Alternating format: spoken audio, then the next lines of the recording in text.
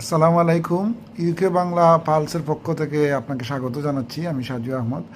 আপনারা দেখেছেন যে এই দেশে ভোটাধিকার প্রতিষ্ঠার জন্য অনেক আন্দোলনের ফলে অবশেষে আমাদের প্রবাসীরা পোস্টাল ভোটের মাধ্যমে ভোট দিতে পারবেন। বা এখন পর্যন্ত আমরা দেখেছি 25 তারিখ পর্যন্ত ডেট বৃদ্ধি করা হয়েছে, 25 ডিসেম্বর। বাট এখন পর্যন্ত মাত্র 10,000 প্রবাসীরা ইউকে থেকে আবেদন করেছেন, পোস্টাল ব্যালটের জন্য রেজিস্টার হয়েছেন। সো আপনার একজন প্রবাসী একজন কমিউনিটি নেতা হিসাবে আপনি আমাদের প্রবাসীদের, ব্রিটিশ বাংলাদেশিদের এবং যারা কমিউনিটি সংগঠন আছেন তাদের সবাইকে কিভাবে আহ্বান জানাবেন যে পোস্টাল ভোটে রেজিস্টার হওয়ার জন্য, আমাদের যদি একটু বলেন। পোস্টাল ভোটিং রাইট এবং ভোটাধিকারের আন্দোলনটা এদেশে খুবই জোরালো ছিল। শুধু আজকে নয়, এগুলা দীর্ঘদিন থেকে আবার প্রবাসীরা বাংলাদেশে ভোটাধিকারের জন্য আন্দোলন করে গেছেন।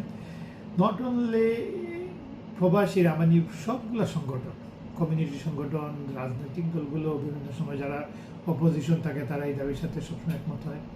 এবং এই দীর্ঘ আন্দোলনের ফসল আমরা বলতে পারি যে আমরা এই ভোটাধিকার অর্জন করতে সক্ষম হয়েছে এবার।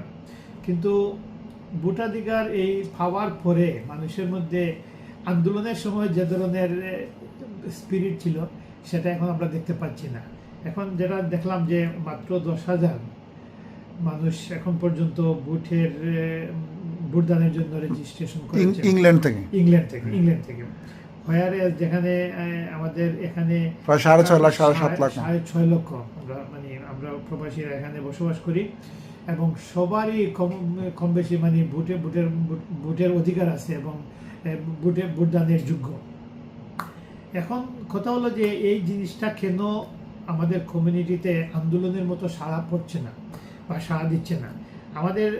আমাদের যারা দীর্ঘদিন আন্দোলন করেছেন সেই সংগঠনগুলোকে দায়িত্ব নিয়ে এগিয়ে আসতে হবে এবং আমাদের যে কমিউনিটি অর্গানাইজেশন যেগুলো আছে, ন্যাশনাল এবং লোকাল, এবং সব সংগঠনের নেতৃবৃন্দকে আবার আমার মনে হয়